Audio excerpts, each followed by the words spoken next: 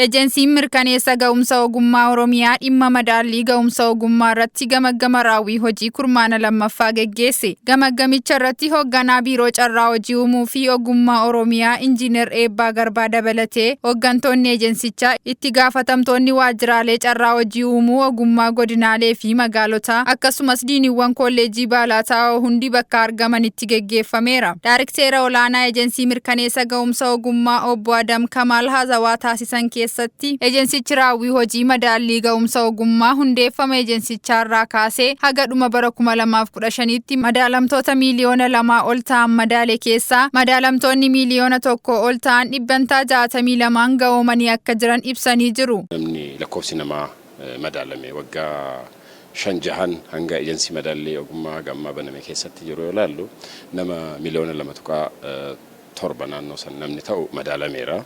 Kana keessa gahoominni yoo ilaallu moo naannoo miliyoona 1.6 afuriitii naannoo kana kan ta'udha. Kuni parsantii 62 waliigala namoota gahoomuu qaban keessaa. Akkasumas bara 2016 aga kurmaana lammaffaatti madaallii ga'umsa ogummaa geggeeffameen dhibbantaa 83 ga'oomsuun akka danda'ame kan ibsan obbo Adam madaalliiwwan geggeeffamanis namoota biyya alaa deeman irratti madaallii intarpiraayizoota madaallii ga'umsa qote bultootaa fi madaallii leenjii gaggabaaboo fudhachuun hojiitti seenan irratti mootummaan xiyyeeffannoon irratti hojjechaa jirudha jedhan. Ji'ootuma jabran kana keessatti illee madaallii jiru ilaallu madaalliin keenya relatively parsantii 83 madaalameera jennee halaallu malee madaalliin guddaan kan gaggeeffamaa ture warra biyya alaa deeman irratti madaalliin ijoon immoo misooma biyyaa keessatti gatii qaba jedhamu madaallii intarpiraayizoota madaallii gahumsa qotee bulaa madaallii ammas immoo qaamolee leenjii gaggabaabaa fudhatanii hojiitti seenanidha.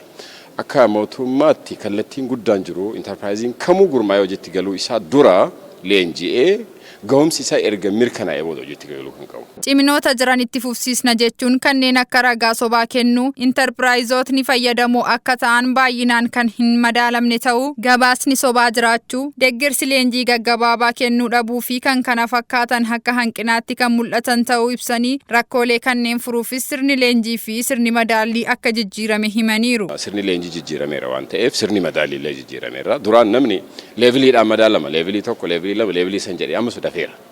Amarraa ka'ee namni yeroo tokko madaalamaa jecha.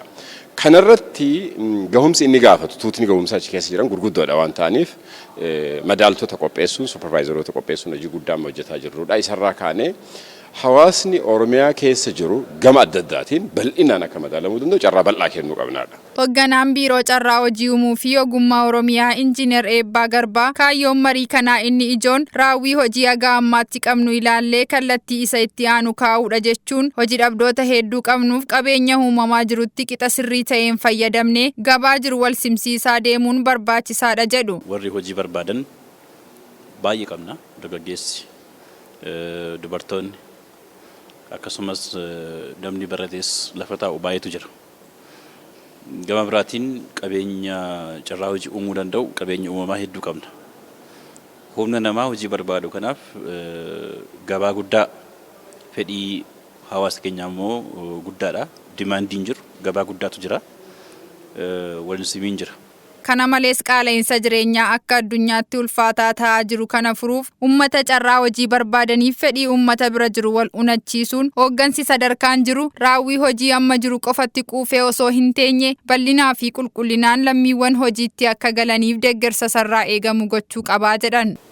Isa kana hooggansi sadarkaan jiru hubatee raawwii haga ammaa qabu ittiin quufuu otoo hin taane bal'inaan baay'inaan qulqullinaan lammiiwwan hojiitti akka galaniif kakaasu gurmeessu leenjisuu deeggarsa barbaachisu kennuu fi akka barbaachisu isarratti hubannoo barbaachisu uumuu yaadamoota haaraa gama misooma ogummaatiin yookaan misooma humna namaatiin ogummaa irratti leenjii gaggabaabaa baay'inaan kennuudhaaf akkasumas immoo namoonni ogummaa argataniin leenjii gabaabaa guyyaa muraasaan ogummaa argataniin gurmaa'anii akka hojjetan kaan immoo intarpirooneroota ta'anii namoota qacaranii akka hojjechiisan aadaan hojii jijjiirame namni hojii hundarrattu hojii oomishaa qonnaa ta'uu industiriyaa ta'uu konistiraakshiniyaa ta'uu tajaajilawwan garaagaraa qabeenya uumamaa qabnu irratti turizimiidhaan hoteelaan nyaata qopheessuun waan aadaa Oromoo ibsus adda addaa kana hojjetanii bocanii dhiyeessuun madda galii ofiis madda dinagdee Oromiyaas Itoophiyaas cimsuudhaan carraa hojii baay'ee uumuun akka danda'amu hooggansi kun hubannoo wal fakkaatu akka argatu.